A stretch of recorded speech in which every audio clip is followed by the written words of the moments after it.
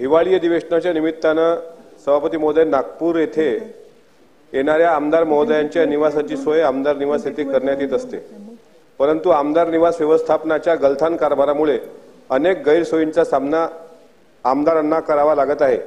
आज सकाळी वीज खंडित झाल्याने थंडीच्या वातावरणात प्रसाधनगृहातील गिझर बंद पडले होते, त्यामुळे मीटिंग्स अधिवेशन याकरता घाईने येण्याच्या वेळी यामध्ये मोठी गैरसोय झाली।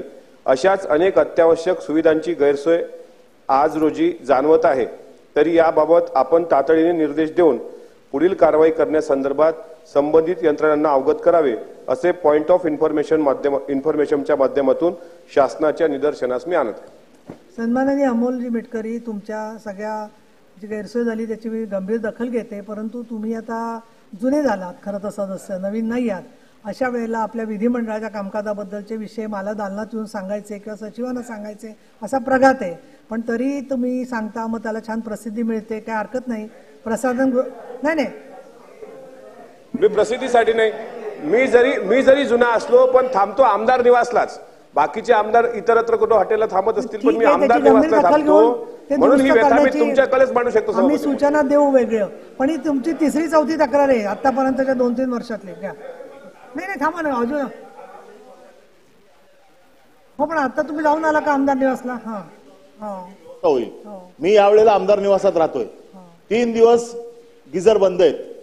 आपण सांगितलं होतं 3 दिवस बंद आहेत, ते तर आज सांगतायत, मी 3 दिवसाचं सांगतोय। आता हा विषय आपल्याकडे मी दालनात येऊन सांगितला होता अगोदर। आता प्रसिद्धीसाठी हे विषय आमच्यासाठी महत्वाचे नाही आहेत, प्रसिद्धीला भरपूर विषय आहेत आमच्याकडे। आपण प्रसिद्धीसाठी आम्ही असं बोलतो, हे बोलणंच आपलं आम्हाला पटत नाहीये।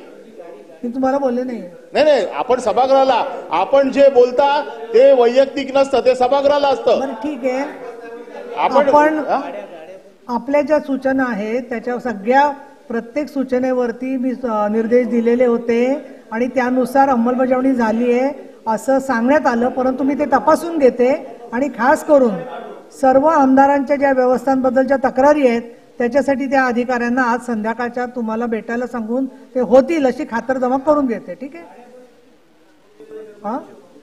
नाही आम्ही विचारणा करू ना, तसं काय नाही। खाली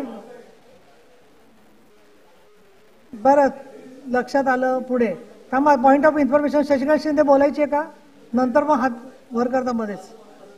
झाले समाधान का शिंदे साहेब?